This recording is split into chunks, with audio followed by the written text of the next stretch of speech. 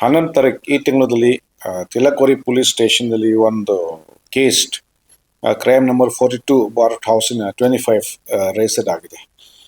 ಇದರಲ್ಲಿ BNS ಪ್ರಕಾರ section 137 ಸಬ್ class 2 309 70 352 ಮತ್ತು ಪೋಸ್ಕೋ ಆಕ್ಟ್ ಪ್ರಕಾರ ಸೆಕ್ಷನ್ 4 ಮತ್ತು 6 and 7 ರಿಜಿಸ್ಟರ್ ಆಗಿದೆ.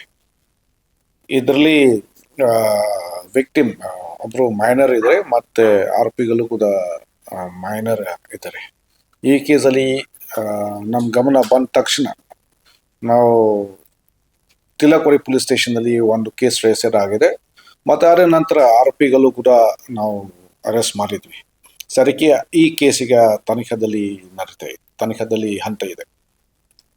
ಸರ್, ಇವರು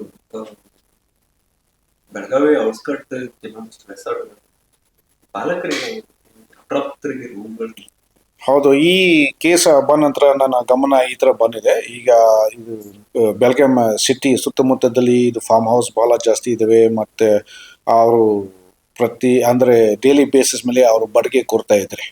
ಸೊ ಈ ಥರ ಕೂಡ ನಾವು ಈಗ ಸ್ವಲ್ಪ ವಿಚಾರ ಮಾಡ್ತಾ ಇದ್ವಿ.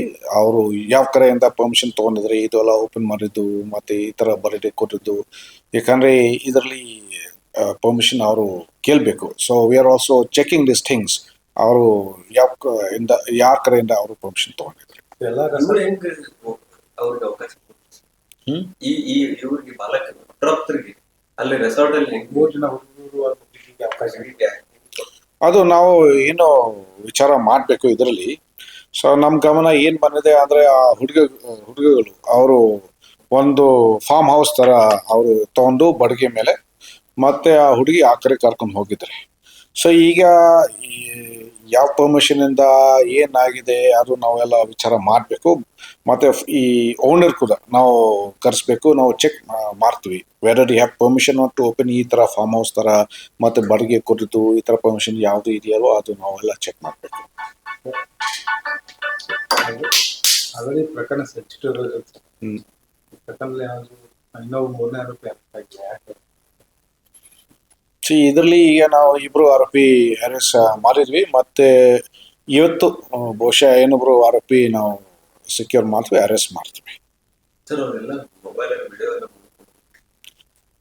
ಹಾಗೆ ಸುದ್ದಿ ಇದೆ ನಮಗೆ ಕೂಡ ಆ ಥರ ಬಂದಿದೆ. ಈಗ ನಾವು FSLಗೆ ಕಳಿಸ್ತೀವಿ. ಈಗ FSL ಇಂದ ರಿಪೋರ್ಟ್ ಬಂದಮೇಲೆ ನಮಗೆ ಗೊತ್ತಾಗುತ್ತೆ ಆ ಥರ ಯಾವುದು ವಿಡಿಯೋ ರೆಕಾರ್ಡಿಂಗ್ ಮಾಡಿದ್ರೆ ಅಲ್ವೋ ಅದು ಎಲ್ಲ ನಾವು ಟೆಕ್ನಿಕಲ್ ಅನಾಲಿಸಿಸ್ ಇಂದ ನಮಗೆ ಗೊತ್ತಾಗುತ್ತೆ. ಅದು ನಾವು ಚೆಕ್ ಮಾಡ್ತೀವಿ.